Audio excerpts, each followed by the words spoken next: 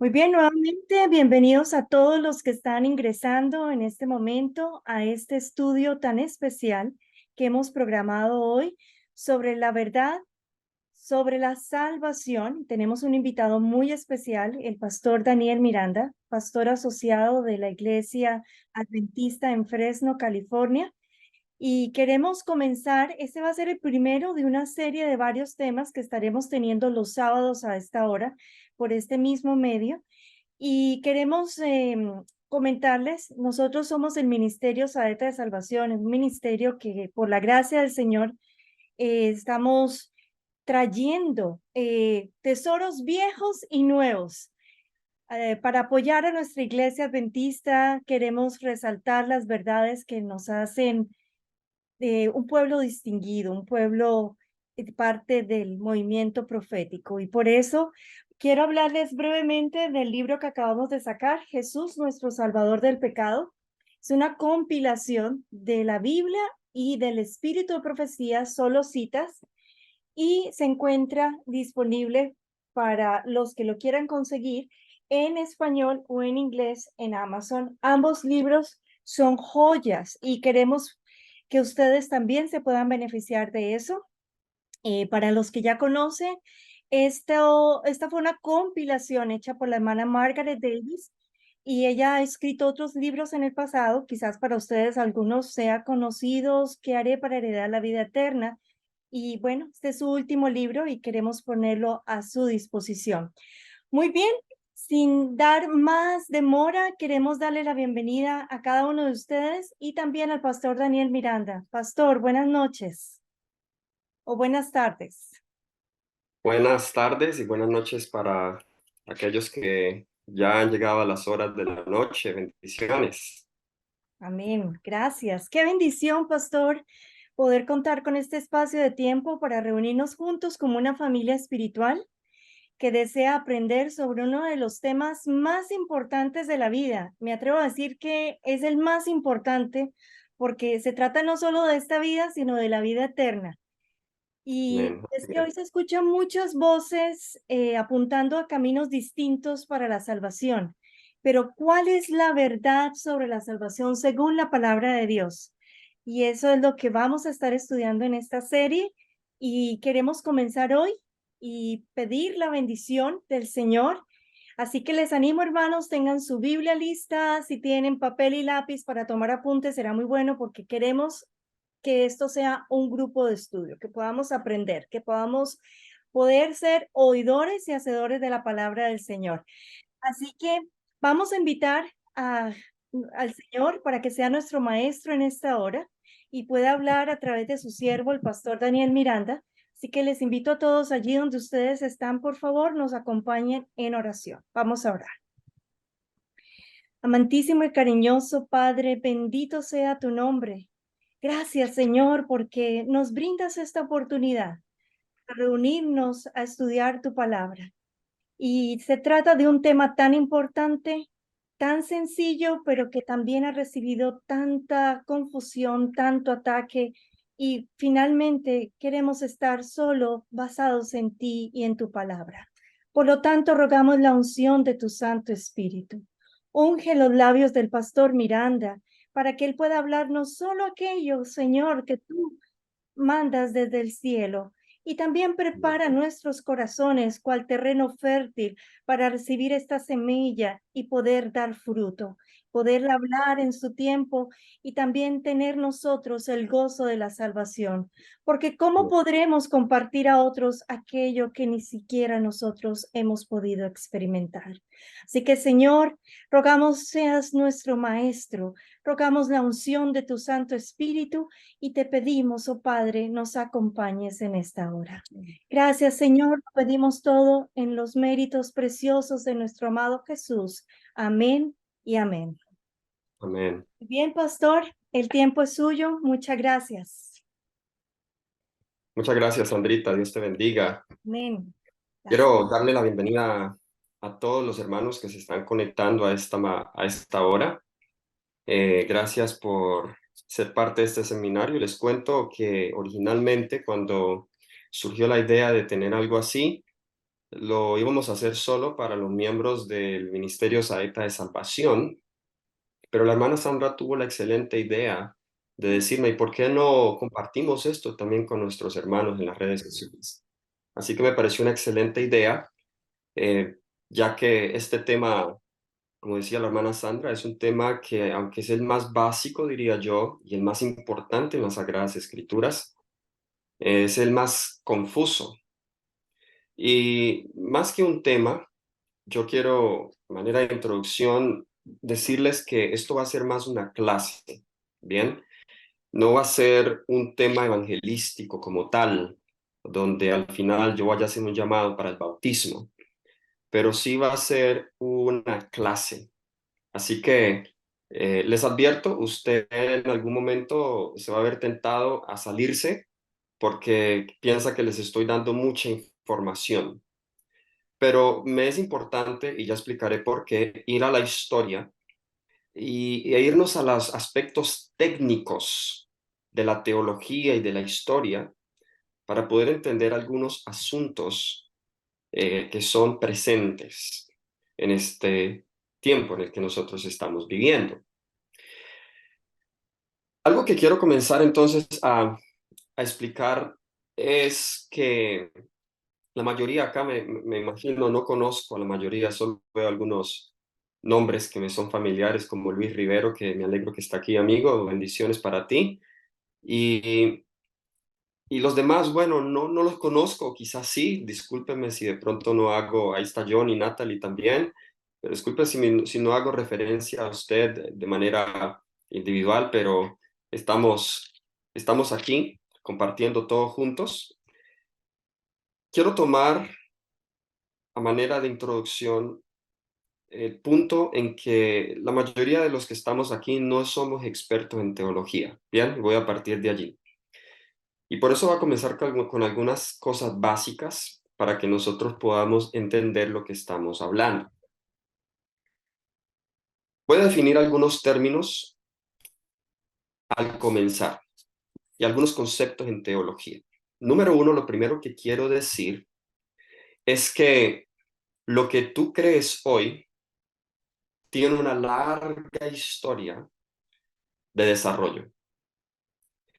En otras palabras, las doctrinas que nosotros tenemos hoy, hablando de la Iglesia Adventista del Séptimo Día, no nacieron en el vacío, no se originaron simplemente alguien en un momento se soñó o despertó con inspiración y su mente estaba tan brillante y fue a la Biblia y ¡boom! Ahí está la doctrina del estado de los muertos, ahí está la doctrina del sábado.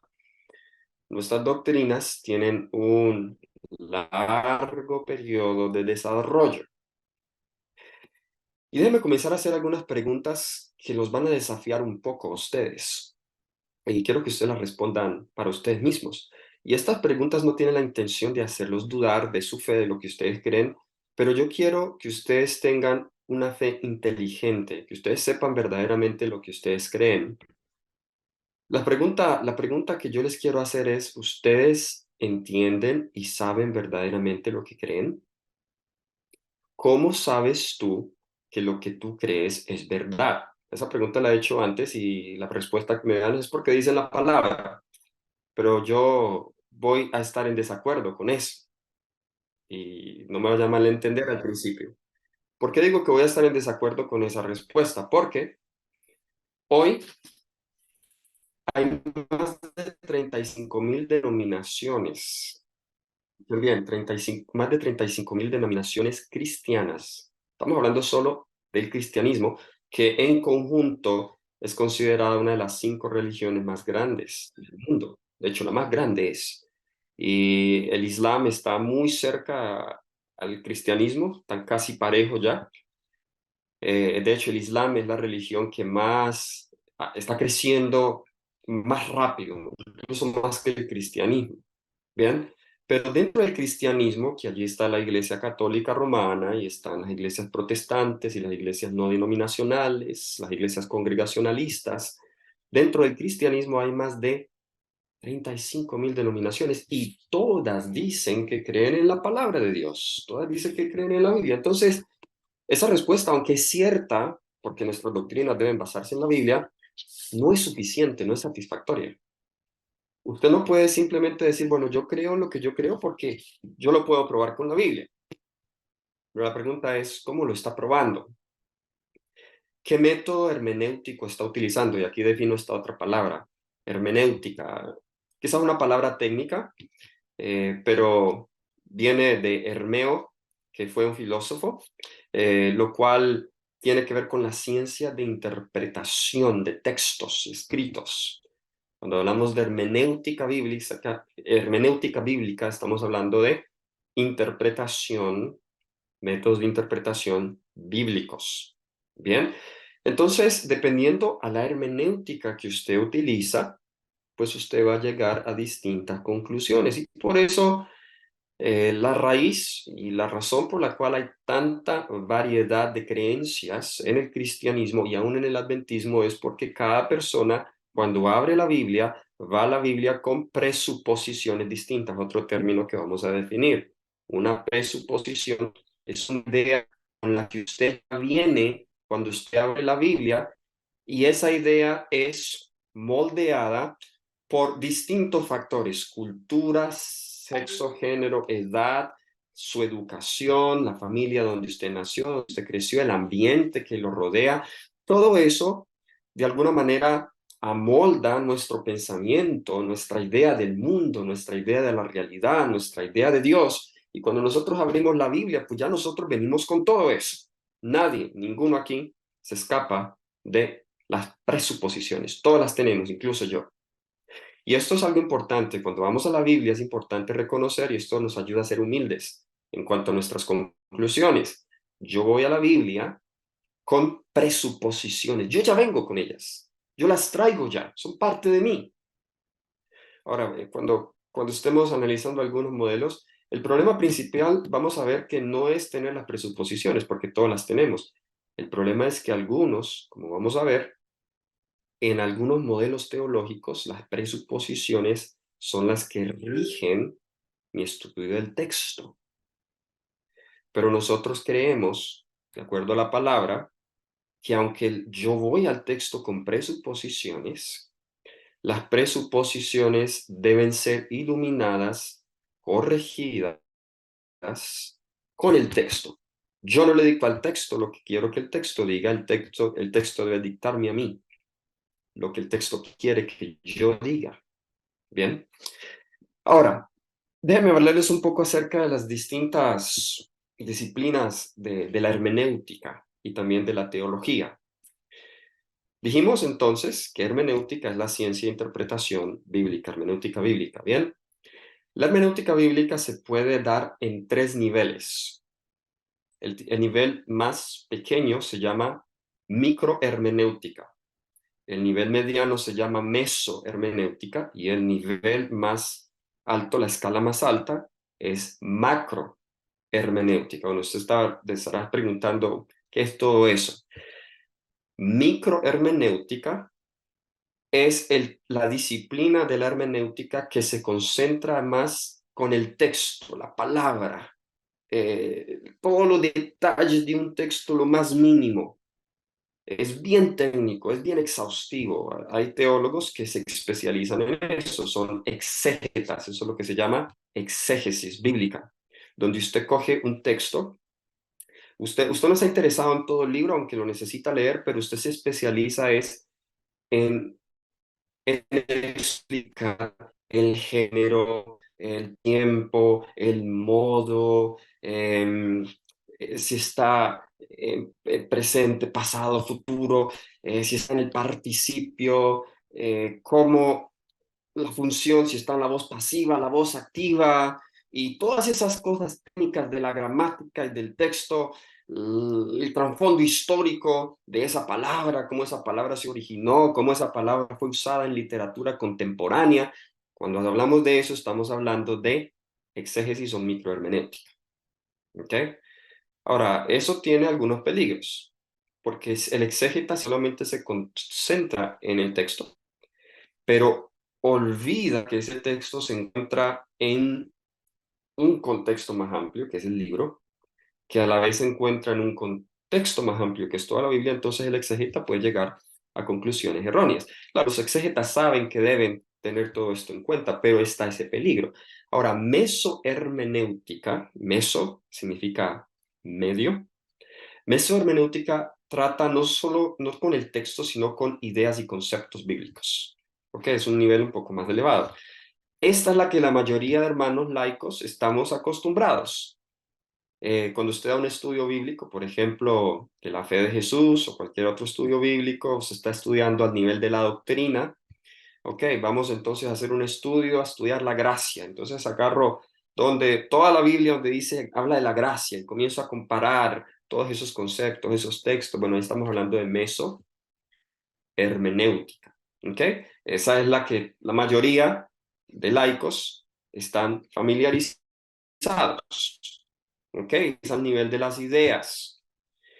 Y está la macrohermenéutica, que trata con los sistemas teológicos, los principios abarcantes al cual yo debo usar para hacer teología, que tienen el propósito, actúan como una columna vertebral o como una cadena y tienen el propósito de unir todo lo que el exégeta y todo lo que el teólogo bíblico, que es el que se especializa más en las ideas, en la doctrina, todo lo que ellos han hecho, entonces lo que hace el teólogo sistemático, él es el que se encarga de esas ideas a nivel macro, entonces él coge todo eso y crea un sistema.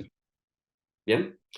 Ahora, yo no soy ni teólogo sistemático, aunque he estudiado algunas de esas clases, ni tampoco soy teólogo histórico, ni tampoco soy exégeta, pero voy a hacer un análisis más a nivel macro, porque me interesa saber en la doctrina de la salvación las presuposiciones, ya sabemos qué es esa palabra, con las que nosotros llegamos al estudio de la palabra.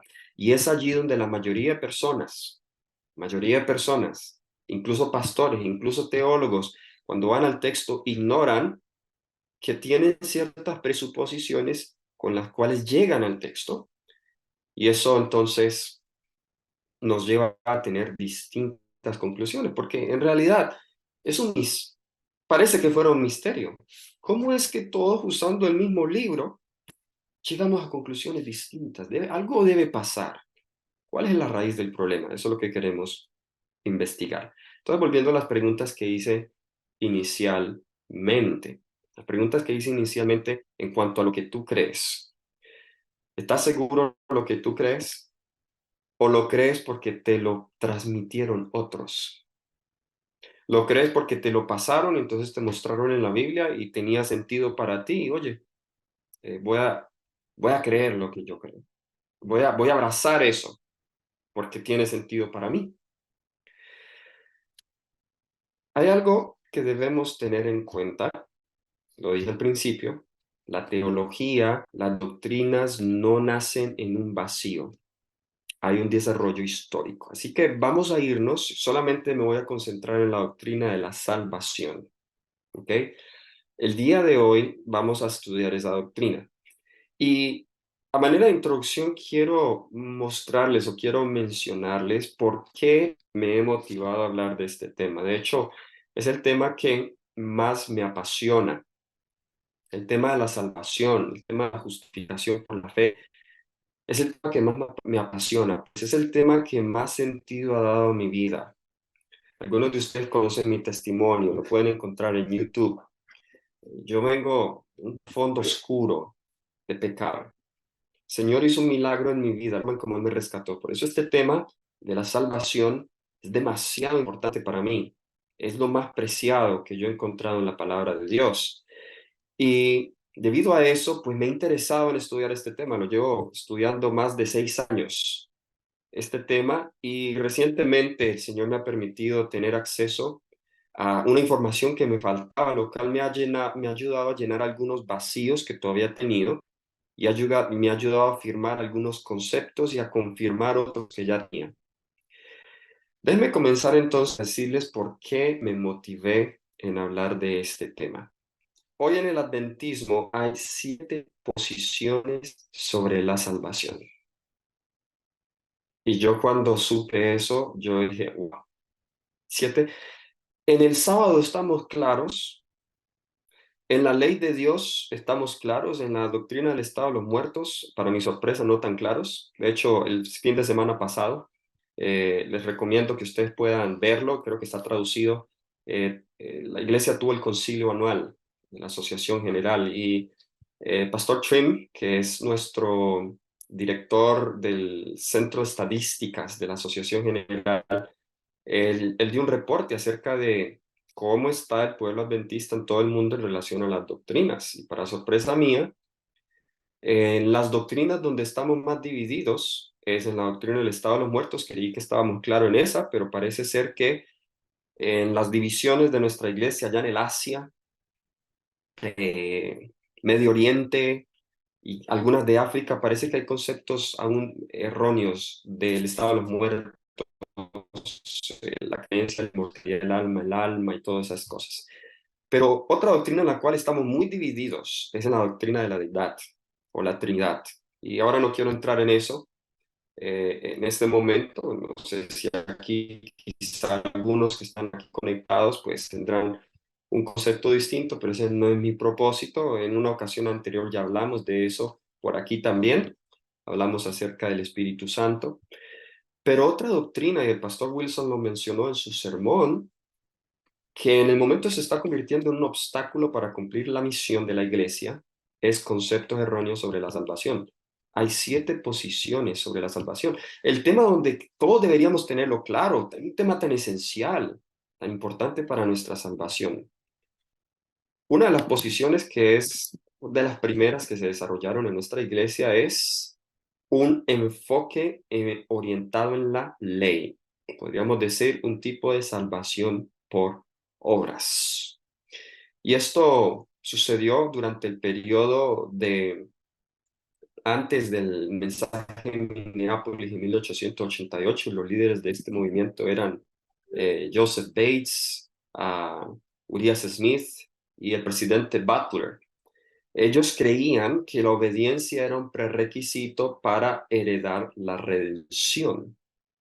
Y aunque se creía, pues ustedes pueden decir, no, ¿cómo así que los adventistas creían en eso? Sí, creían en eso. Al menos estos escritores y estas personas influyentes de ese tiempo. Y por eso es que hubo ese gran choque cuando Jones y Waggoner, ellos comienzan a predicar y decir, no, es solo por gracia, por medio de Jesucristo. Por eso ese choque allí. Y esto, desde luego, fue influenciado mucho por el énfasis tan fuerte que los adventistas en aquel entonces tenían en cuanto a la doctrina de la ley. Volveremos a esto de manera de introducción, solamente les estoy mencionando el panorama actual en nuestra iglesia. Hay algunos que aún creen en esto, ¿bien?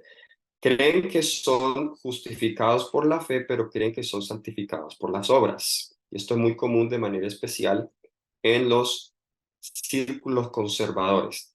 Es decir, les voy a dar un ejemplo de este enfoque actual hoy. Yo creo que Jesús me salva, debo arrepentirme y Él perdona mis pecados, pero de ahí en adelante yo tengo que hacer algo para mantenerme en santidad. Tengo que ayudarle a Dios. ¿Cómo le ayudo a Dios? Bueno, tengo que hacerme vegetariano, tengo que irme al campo, tengo que hacer todas estas cosas para ayudarle a Dios. No me malinterpreten, estas cosas son muy buenas, pero ahí hay un problema que luego lo vamos a mencionar en enfoque. Bien, está más adelante, la primera mitad del siglo XX se desarrolló lo que hoy se conoce como la teología de la última generación, que viene, ese nombre viene pues por el teólogo Andriesen, escribió un libro que se llama Servicio del Santuario. Y en un capítulo en ese libro, pues le tituló La última generación y él habla acerca de la importancia de la justificación y la santificación para obtener un estado de santidad sin pecado. La santificación es necesaria para el destino del universo. Necesitamos tener una última generación que venza en todo punto el pecado para vindicar el carácter de Dios en el universo. Es un resumen. Eh, Aprovecho a hacer un comentario al respecto. Hoy, quizá la posición más odiada en nuestra iglesia es esta. ¿Ok? Se le ha hecho mucha guerra a esta posición. Y ah, la analizaré más adelante y les diré lo que yo pienso y dónde yo me paro con relación a la teología de la última generación. Pero lo que sí les puedo decir desde ya es que lo que se ha presentado de Andreessen, lo que él creía y lo que él decía ha sido mal interpretado o mal presentado porque no se ha tenido en cuenta otras cosas que él ha dicho. O sea que hay una imagen errónea de la teología de la última generación y a esa imagen errónea yo me opongo. Una imagen errónea que se ha hecho creer que eso es lo que creen los de la teología de la última generación, pero en realidad eso no es. Muy bien. Vamos a la tercera posición, y es la justificación legal forense. Muy prevalente, esa es una de las más fuertes hoy en nuestra iglesia.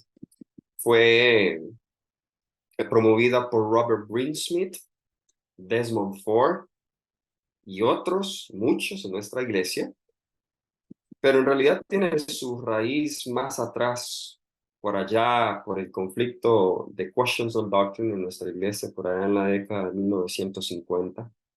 Donde el enfoque es que la salvación se basa solo en el sacrificio de Cristo, es decir, que la salvación es solamente, o la justificación es solamente una declaración legal. Soy perdonado, sin que haya una transformación en mí. Y la base de salvación es esa declaración legal que Dios hace. Solamente, como les dije, estoy mencionándolo a rasgos generales, pero no voy a entrar en los detalles. Luego voy a ir una por una y la voy a analizar. Luego tenemos la teología de la relación o la salvación de la relación. Muy, muy, muy común. Usted quizá lo habrá escuchado desde el púlpito. Eh, Uno de los principales promotores de esta posición es Maurice Bennett, donde él enfatiza una unión con Cristo y dice que la obediencia es el resultado. La salvación para él no es obedecer, no es en sí tener fe, aunque él enfatiza la fe, sino la salvación es tener una relación con Cristo. Entonces él dice, por ejemplo, que cuando yo peco, yo no me separo de Cristo, así como cuando el esposo y la esposa se disgustan, siguen siendo esposos. Yo sigo teniendo una relación legal con Cristo, aunque en ese momento quizá me disgusté con Cristo. Esa es la teología de la relación, la salvación relacional. Hay una otra posición, esta la menos común, quizá tú nunca has escuchado de esta, pero es un problema en algunos aspectos, algunos territorios de nuestra iglesia. Por ejemplo, no sé si hay alguien aquí de Italia conectado. En Italia esto es un problema en algunas iglesias hispanas. Se llama la teoría de la influencia moral. El profesor Graham Maxwell, uno de los principales promotores de esta teoría, donde se dice que en realidad la muerte de Cristo en la cruz no era necesaria para salvarnos, no era sustitutoria, era simplemente una demostración del amor de Dios para con nosotros. Y de aquí esta base pues lleva a la idea de que Dios no mata, que no hay infierno, y pues eventualmente todos vamos a ser salvos si lo llevamos al punto lógico de esto. Luego tenemos la justificación legal universal. Otra también muy común, y he notado que en los últimos años, en los círculos más conservadores, también como en los círculos liberales, es muy aceptada esta posición. Para muchos hermanos no es fácil captarla. Y de hecho, uno de los principales promotores fue Jacques Sequeira y luego también otras personas de la línea conservadora que predican el mensaje de Jones y Waggoner, como el pastor Robert Whelan y otros. Como ven, la justificación legal universal.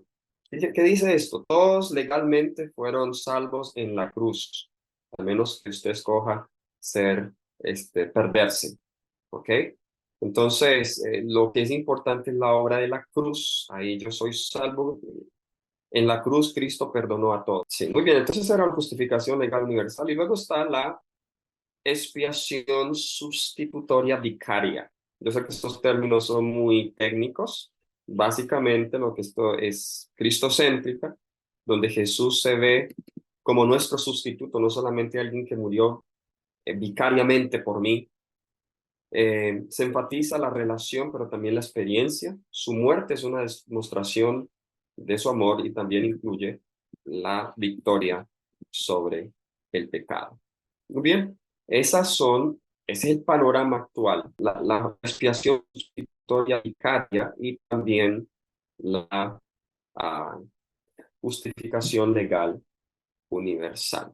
Ahora vamos entonces un poco a la historia. Al final yo voy a dejar un espacio de preguntas para que usted pueda hacer las preguntas relacionadas a este tema. Y vamos entonces a muy atrás, vamos a analizar algunos aspectos de la historia de la doctrina de la salvación y vamos a ir bien atrás al siglo quinto. Vamos a ir al siglo quinto. Vamos a ir a la historia un poco y quiero que nosotros analicemos de dónde vienen las muchas presuposiciones que hoy se utilizan en el estudio de la teología. Una de las personas más influyentes en la teología cristiana fue Platón y Aristóteles. Ellos fueron muy influyentes en su tiempo, quienes luego más adelante, en el siglo segundo, en el siglo cuarto, tenemos a Agustín de Hipona, que fue un teólogo muy influyente en la Iglesia Católica, donde él fue uno de los primeros teólogos más influyentes, donde él toma ahora algunas de las filosofías de Platón y también de Aristóteles, y él las fusiona con el cristianismo. Ahora, esto sucede durante un periodo en la iglesia cristiana donde había mucha apostasía, donde el paganismo estaba entrando en la iglesia, donde la persecución había cesado. Es el periodo que conocemos en la Biblia como el periodo de Pérgamo, en el libro de Apocalipsis. Bien, durante este periodo comienza a haber un sincretismo en la religión. Entonces, en este sincretismo se introducen algunas ideas platónicas. La filosofía de Platón básicamente tenía que ver con el mundo de las ideas. Platón concebía a un Dios que era timeless, un Dios que no tenía tiempo, quien estaba allá y las ideas eternas vivían allá junto con Dios. Y entonces cuando una persona nace, pues el alma viene de ese mundo eterno donde está Dios. Y entonces el alma viene y posesiona ese cuerpo que nace. Y entonces es la responsabilidad de cada individuo tratar de llegar lo más que pueda a ese conocimiento infinito que tenía del mundo de las ideas. Eso es lo que creía Platón. Platón entonces creía, y esta palabra es clave, en un Dios que es timeless, que es eterno, pero que no le pasa el tiempo. ¿Y saben qué? Usted puede estar creyendo y dice, bueno, pues yo también creo en eso. Pero hay una diferencia en la creencia platónica de un Dios que es timeless, un Dios que no tiene tiempo, no le pasa el tiempo, que vive en un eterno presente, y lo que la Biblia enseña acerca de Dios. Porque la pregunta es, ¿le pasa el tiempo a Dios o no le pasa el tiempo a Dios? Si Dios es un Dios eterno, entonces, ¿puede Él entrar en el tiempo de los seres humanos, de los seres creados? Si Dios es un Dios eterno, vamos a mirar qué consecuencia tiene eso para algunas de nuestras creencias, incluso para la creencia de la salvación. Pero entonces, ¿cómo explicaríamos nosotros el hecho de que Dios tuvo que crear la tierra en 7 días y Él entró en cada día y en cada día hizo algo? ¿Si estamos entendiendo lo que estamos diciendo? ¿Ok? ¿Es Dios eterno? Sí, la Biblia dice que Dios es eterno, pero es Dios timeless, es un Dios sin tiempo, o aunque Dios es eterno, Él puede entrar al tiempo. Esa es la pregunta. Entonces, el modelo, hay 4 modelos eh, principales en todo el desarrollo de la teología en la historia cristiana después de los apóstoles. Está el modelo clásico, que es el modelo típico de la Iglesia Católica, uno de los modelos que más duró, más fuertes, más influyentes. Luego está el modelo protestante, luego está el modelo moderno, y luego está el modelo bíblico, que es el que analizaremos por último. Entonces, ellos creían en Dios, un Dios que no tiene tiempo. Entonces, claro, en cuanto al ser humano, esto también tuvo un énfasis en la naturaleza del hombre. Entonces, para ellos el ser humano, el hombre, era una persona, era un ser que tenía dos naturalezas. Una naturaleza carnal, que se deteriora, que es el cuerpo, pero también tiene una naturaleza infinita, timeless, de nuevo sin tiempo, que es el alma. Entonces, el alma es con la que Dios se comunica con nosotros y por lo tanto, la manera para que, como Dios salva al hombre, de acuerdo al modelo clásico, de acuerdo al modelo católico, es que Dios, quien no tiene tiempo, Dios debe comunicarse por medio de la gracia en el alma, ¿ok? De hecho, de ahí, como les dije, esto lo estoy haciendo muy sencillo, no quiero entrar en muchos detalles para no perderlos o aburrirlos, pero prácticamente de aquí usted puede desprender muchas de las doctrinas católicas. Por ejemplo, de aquí se desprende la doctrina de la inmortalidad del alma, de que el cuerpo muere, pero el alma se va al infierno o al cielo, porque el alma puede sobrevivir el cuerpo después de la muerte. Noten que todo eso viene de la idea de creer en el timelessness, en ese ambiente donde no pasa tiempo. Muy bien. Ahora, en la salvación, ¿qué es lo que nos interesa? Eso cómo afecta. Bien, la Iglesia Católica, más adelante, quien ayudó a articular mucho más esto fue Tomás de Aquinas, que dicho sea de paso, él tiene una frase muy célebre que es muy real, pero desafortunadamente Tomás de Aquinas no aplicó eso para sí, pero él dijo, un error al comienzo es un error al final, un pequeño error al comienzo es un error al final. Eso decía Tomás de Aquinas. Pero bueno, eso fue lo que él exactamente hizo.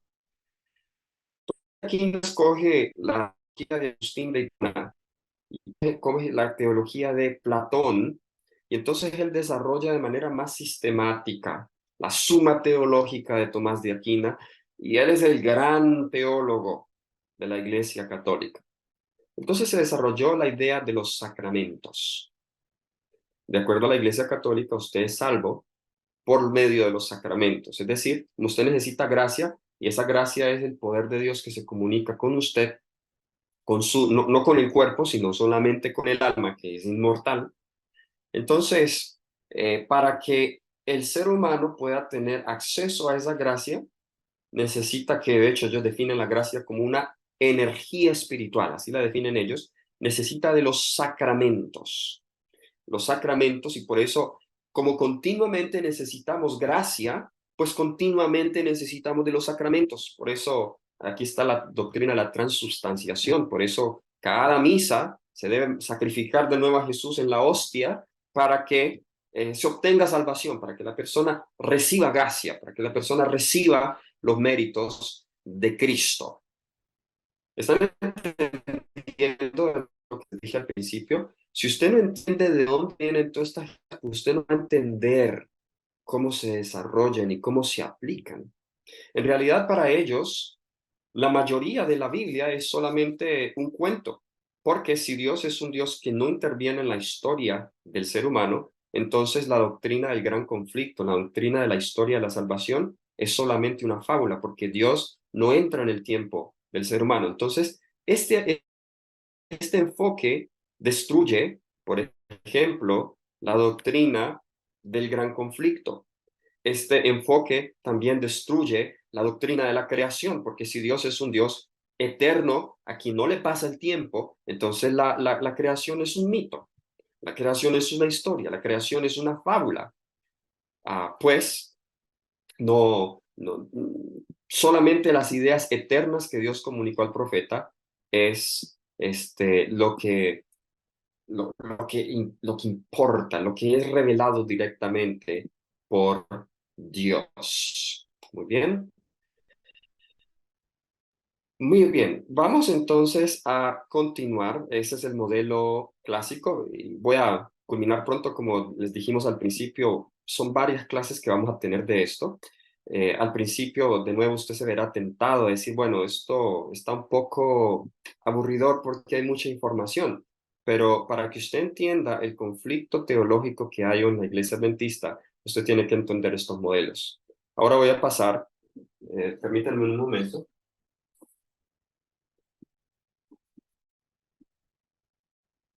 Quiero pasar ahora entonces a analizar la teología protestante. ¿Ok? La teología protestante. Esa es la teología católica, entre muchas cosas. Entonces, vemos varias doctrinas afectadas, la naturaleza del hombre, vemos la doctrina de la creación, la doctrina de la salvación. Pero pasemos ahora entonces a la teología protestante, la teología al sistema protestante hermenéutico. ¿Cómo surgió? ¿Qué sucedió? ¿Cómo surgió? ¿Cómo llegó a ser? Bien, nosotros sabemos en la historia, en el siglo XVI, hubo una ruptura de algunos pensadores principales en el protestantismo, bueno, católicos eran, y la ruptura, tenemos aquí Martín Lutero, tenemos Calvino y otros. Esta ruptura se dio principalmente por dos puntos. La reforma protestante se dio por el descubrimiento de la justificación por la fe y la corrupción de la iglesia como una institución. Noten, voy a enfatizar esto. Voy a enfatizar esto porque hoy hay muchos, aún en nuestra iglesia, que están diciendo que nosotros debemos volver a Lutero, debemos volver a las raíces protestantes, porque es que nos estamos volviendo odiosos a los evangélicos y a los protestantes, que somos una iglesia protestante y que nuestra teología debe ser como la de Lutero. Pero vamos a ver que Lutero no, y los protestantes no se alejaron completamente del modelo clásico. Y recuerden cuál era la presuposición, cuál era el principio macrohermenéutico en el cual ellos hacían teología, ¿recuerdan? De que Dios es un Dios que no le pasa el tiempo. ¿Ok? Me es difícil traducir esta palabra timeless o timelessness. Time es tiempo, timeless sin tiempo, timelessness, un estado o una condición sin tiempo, que no le pasa el tiempo, que no le corre el tiempo. ¿Bien? Ahora, no, los protestantes no se alejaron de ah, de esa presuposición. ¿Ok? Algo que no mencioné en el modelo clásico. Para ellos el Antiguo Testamento no es autoridad. Ellos reemplazaron a Moisés por Platón. Y recuerden, como Dios es un Dios, gracias por ahí alguien me dio una buena palabra, como Dios es un Dios atemporal, entonces, como Dios es un Dios atemporal, entonces toda la historia del Antiguo Testamento solamente era la experiencia del profeta, pero no debemos tomarlo como algo autoritativo en el cual podamos hacer doctrina en esas cosas. Por eso el sábado no tiene relevancia tampoco en este modelo. Bien, estamos viendo cómo esta idea con la cual usted o estos teólogos van a las escrituras, ok, Dios es un Dios allá arriba, la existencia de Él es infinita, pero nosotros somos criaturas, entonces todo lo que recibimos viene de Él. Eso no es una idea bíblica. Esta es una idea de Platón y de Aristóteles que fue mezclada en la Sagrada Escritura. Los protestantes no ellos se separaron. Lutero tuvo un problema y es que Lutero dijo, no, los méritos, los sacramentos no son la base de la salvación. No importa las cosas que yo haga, yo soy salvo solo por la fe en Cristo Jesús. Pero vamos a ver en realidad qué quiso decir Lutero con eso, porque también ahí hay alguna confusión. Entonces, la reforma protestante, este, lo que hizo fue que desafió dos cosas del modelo clásico. La doctrina de la salvación, ellos introducen el concepto de justificación y gracia, y la doctrina de la iglesia o la eclesiología. Eso es lo que hacen ellos. Solo en esos dos puntos vemos que hay la separación principal entre ambos modelos. Es decir, usted no se confunda al decir, como somos protestantes, los protestantes todos se separaron completamente del catolicismo. No, los protestantes no se separaron completamente del catolicismo. Por eso, un teólogo muy influyente luterano recientemente dijo, la reforma se acabó. Porque los teólogos hoy están mirando, en realidad no hay mucha diferencia con los católicos. Estamos viendo lo mismo. Ahora, cuando yo digo protestante, no vaya a confundirlo con evangélico. Más en otra ocasión, en otra clase, vamos a ver la diferencia. El evangelicalismo del siglo XIX y XX es un poco distinto al protestantismo del tiempo de Lutero. Cuando estamos hablando de protestantismo, estamos hablando de las principales iglesias cristianas que surgieron como, como la iglesia presbiteriana, como la iglesia bautista en ese tiempo, como la iglesia luterana, más adelante la iglesia metodista, ¿ok? Eso estamos hablando del protestantismo, ¿ok? Ahora, ¿qué creían ellos acerca de la salvación? Ellos también creían que la naturaleza de Dios era atemporal. El protestantismo enfatizaba los actos de Dios sobre su naturaleza. La naturaleza es asumida y es tomada por Agustino. Por eso la naturaleza de Dios se asume que es atemporal en base a la tradición, no en base de la escritura. Ahora, aunque los protestantes decían sola escritura, pero para ellos sola escritura no es lo que es sola escritura para nosotros, porque los protestantes, y esto está, usted puede encontrar la fuente de eso, los protestantes no, eh, ellos utilizan también la tradición como parte de su base de hacer teología, no solamente la Biblia. Ahora, ¿cuál fue el problema del protestantismo? Los protestantes eliminaron completamente las obras en la experiencia de la salvación. No solamente los méritos, sino las obras. Noten, voy a enfatizar eso, porque esos sentimientos están muy presentes en nuestra iglesia, en algunos, no todos. Como yo no soy salvo por obras, entonces elimino completamente las obras. Yo quiero reflejar eso de una manera distinta. Yo no soy salvo por los méritos de las obras. Eso a mí no me salva. No hay mérito en las obras, pero las obras no se eliminan en la experiencia de la salvación. No son la base, pero tampoco se eliminan. ¿Bien? Entonces, los protestantes eliminan completamente las obras y entonces se propone, y esto fue la posición de Lutero y de Calvino. Bueno, Lutero, y luego vemos que Calvino difiere un poco con él, pero en realidad tenían el mismo principio, es la justificación legal forense. ¿Recuerda que hablemos un poco de eso?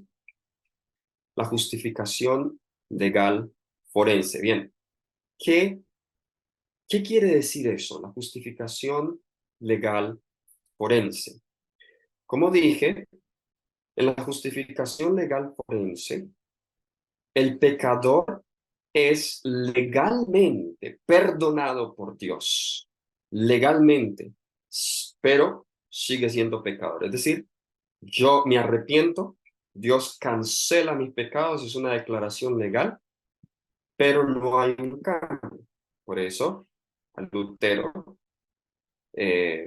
dijo, ser pecador, él dijo, simul justus et peccator, a la misma vez justo y pecador. Ahora, ¿cuál es la justificación legal forense? La podríamos analizar a nivel mesohermenéutico, pero ¿cuál es la presuposición macrohermenéutica detrás de eso? Ahí la mayoría no sabe incluso de dónde viene esta idea. Es la misma idea del modelo clásico en que Dios es un Dios atemporal. Entonces, noten lo siguiente lo que está pasando aquí. ¿Ok?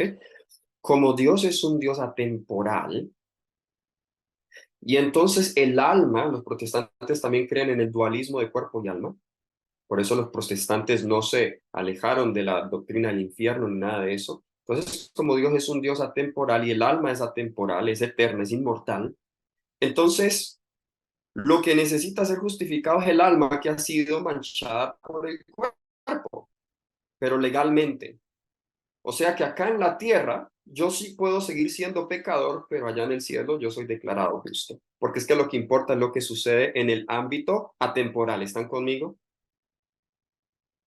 Si ustedes miran los escritos de estos hombres y cómo ellos armaron esta teología, eso era. Pero entonces muchos hoy toman eso, no, es que nosotros creemos en el mismo mensaje de Lutero, la justificación por la fe, pero Lutero está tomando principios platónicos también en el concepto de justificación por la fe. Ahora, no vamos a culpar a Lutero, no vamos a decir Lutero era un apóstata, ¿no? Era lo mejor que Lutero tenía. Yo creo que Lutero fue un hombre sincero. Y yo creo que vamos a ver a Lutero en el cielo. Pero era lo que Lutero tenía. Ese es el concepto que Desmond Ford, quizá uno de los teólogos más controversiales en nuestra iglesia, quien contribuyó a dividir nuestra iglesia a todos los niveles.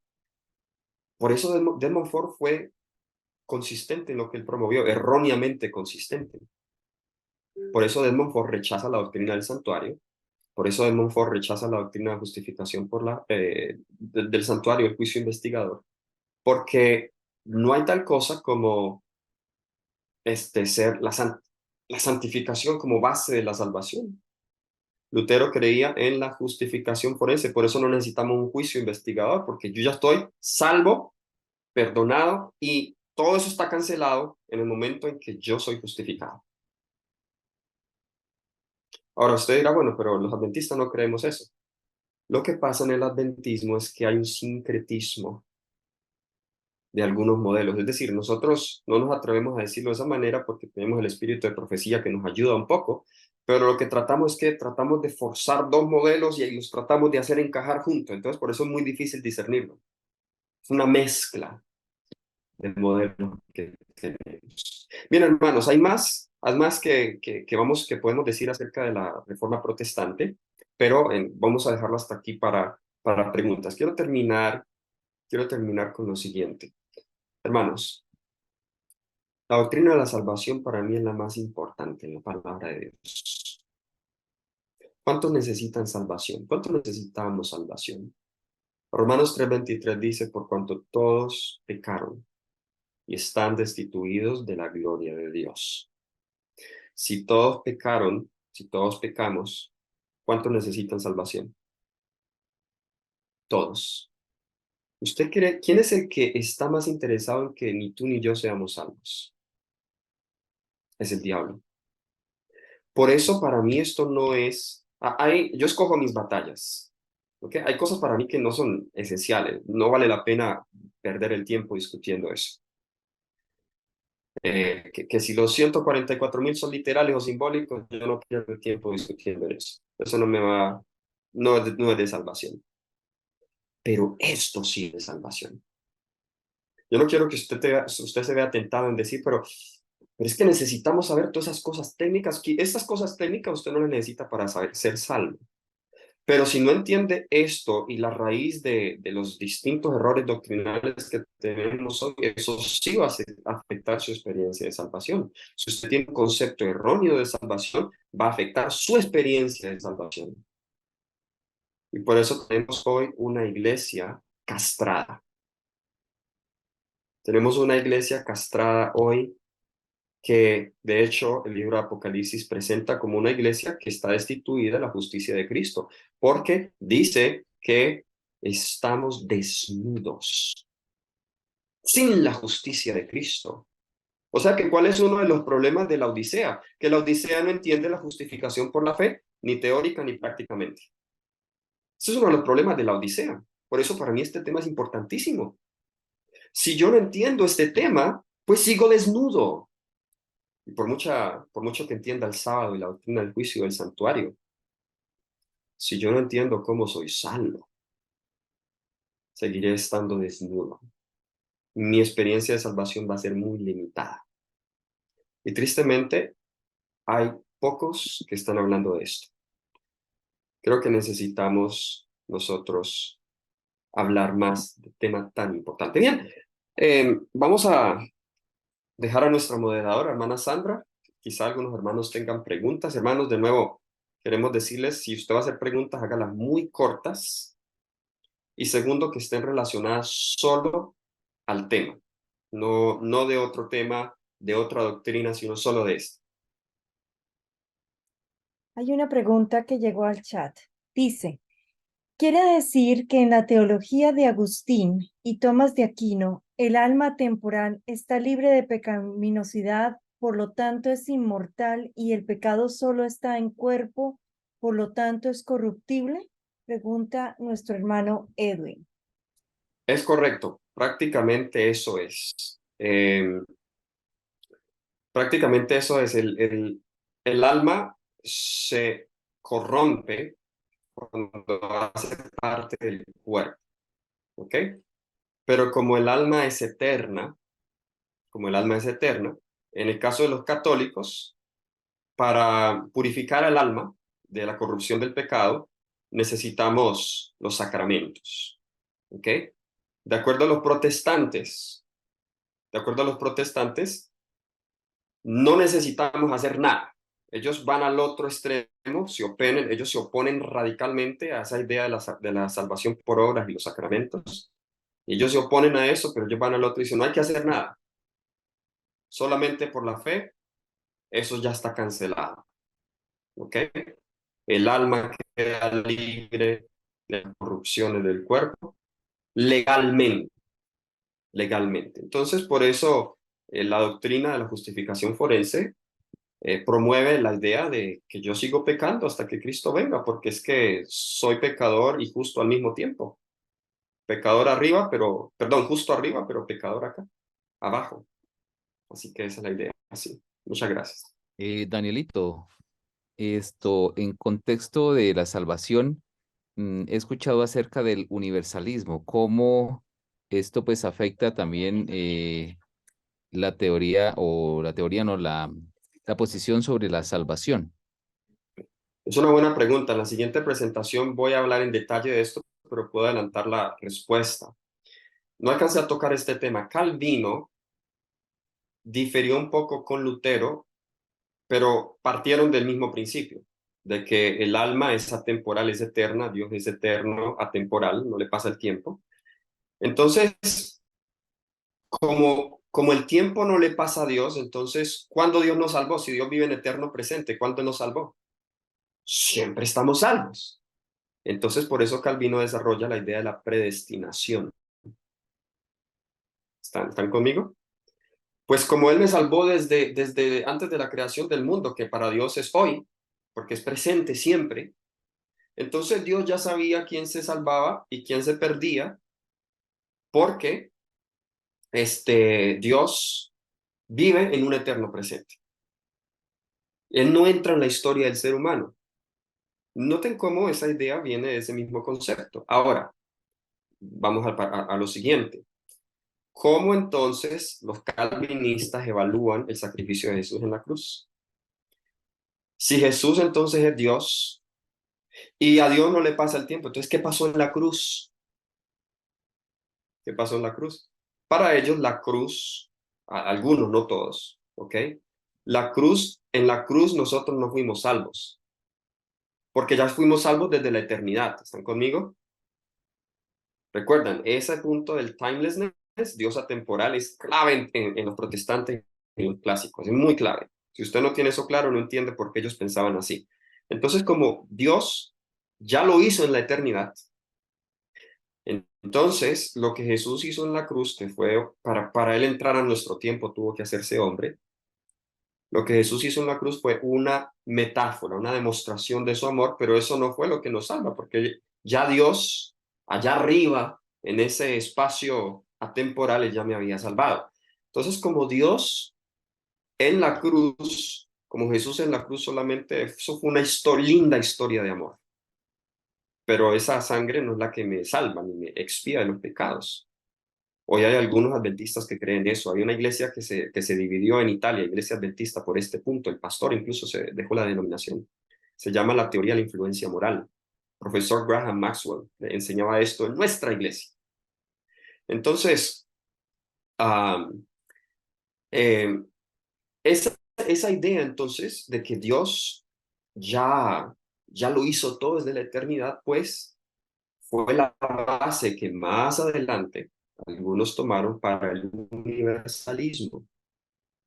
Entonces, como Dios es un Dios de amor y Él quiere que todos sean salvos desde la eternidad, Él nos salvó, Él nos creó no para morir, sino para que todos viviéramos, porque ese era su plan original. Entonces, como se niega, esa idea niega la historia del gran conflicto, por eso ellos no aceptan la idea de que Satanás se reveló y el libro albedrío, ¿no? Porque ellos no aceptan nada de esta historia.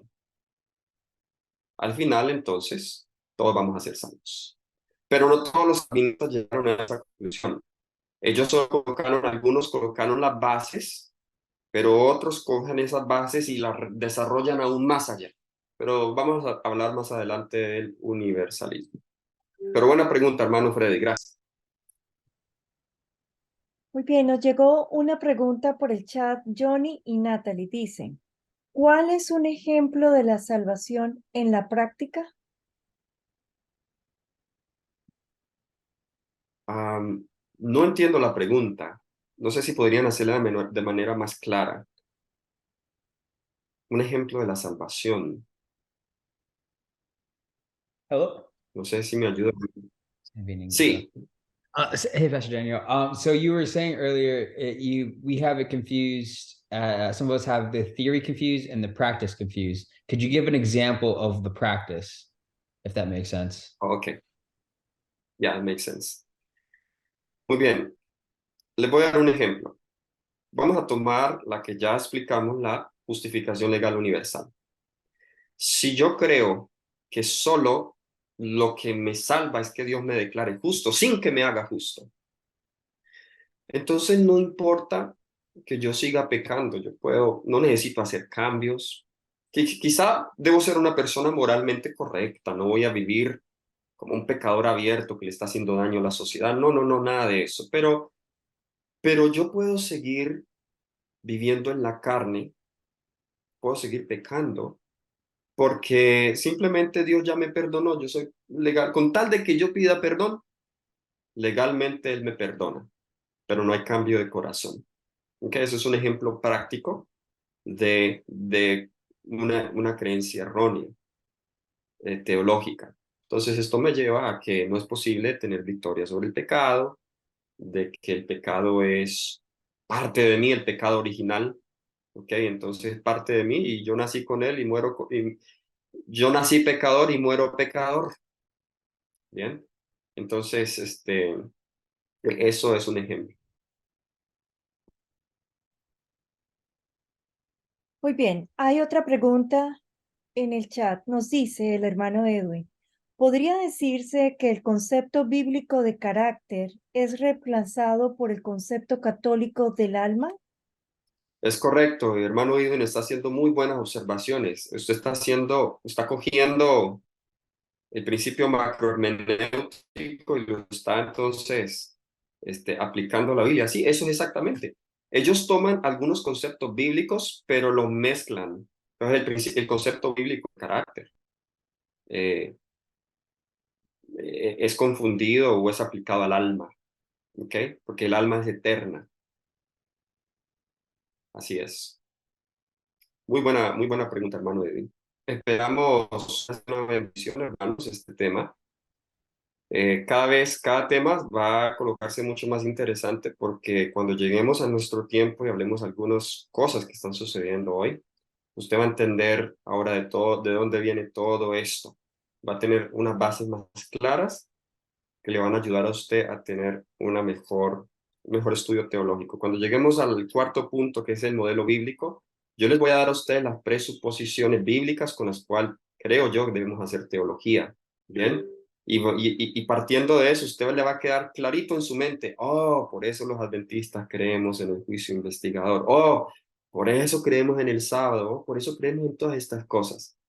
Si usted no cree, si usted no entiende que todas nuestras doctrinas están integradas y que si usted mueve una pieza, todo se mueve, entonces, prácticamente cuando alguien nos presente un concepto distinto, como que no le voy a ver mucho peligro porque yo no veo la relación de todas las piezas. ¿Están conmigo?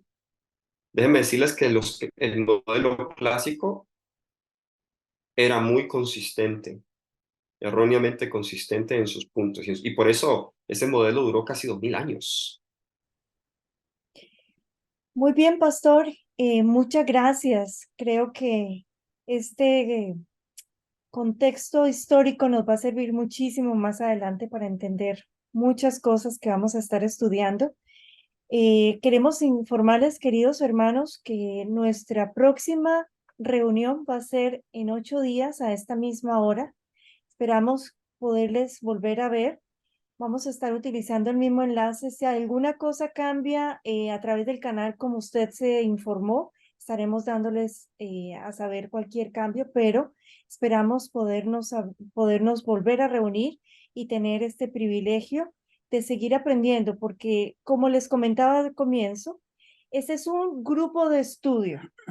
Realmente necesitamos poder tomar apuntes, poderlo entender y poder estar seguros de lo que creemos y dar razón de nuestra fe. Es algo muy importante.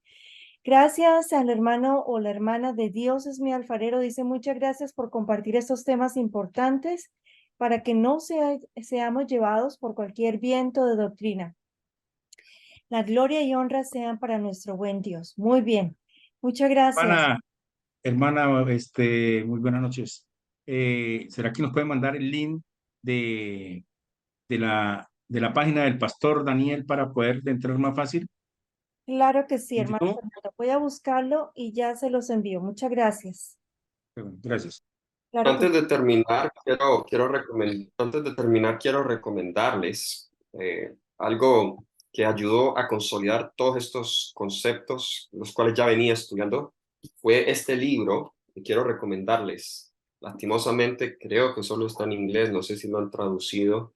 Tengo que hacer la investigación del doctor Fernando Canale. Se llama, aquí está, se lo estoy presentando, The Cognitive Principle of Christian Theology. ¿Okay?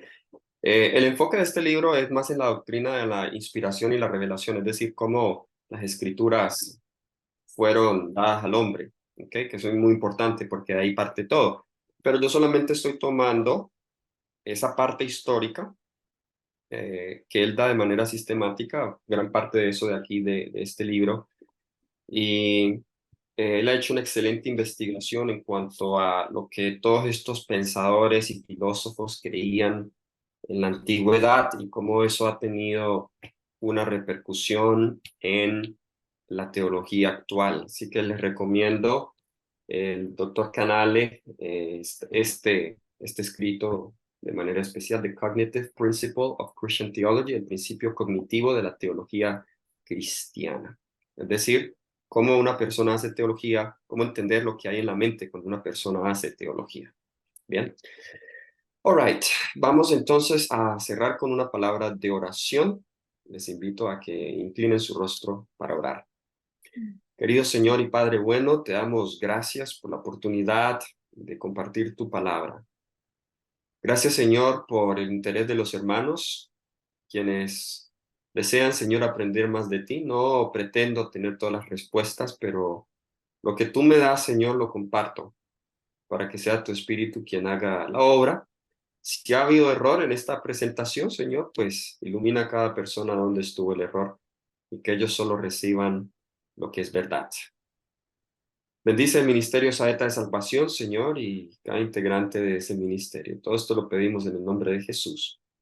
Amén.